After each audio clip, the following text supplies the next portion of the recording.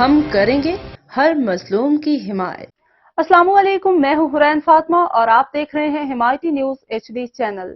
نظر ڈالتے ہیں آج کی اہم خبروں پر۔ ڈسٹرکٹ ہیڈ کوارٹر ہسپتال کوٹلی کی ایڈمنسٹریشن کی ایک اور کاوش رنگ لے آئی۔ انتہائی اہمیت کی حامل مشین ڈسٹرکٹ ہیڈ کوارٹر ہسپتال کی لیب میں انسٹال کر دی گئی۔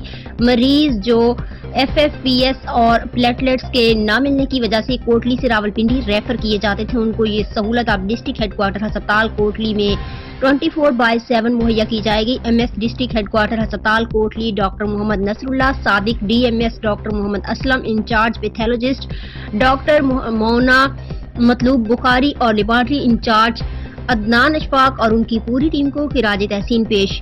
دن رات کی محنت سے آج ڈسٹرکٹ ہیڈ کوارٹر ہسپتال کوٹلی نے ترقی کی نئی منازل طے کر لی۔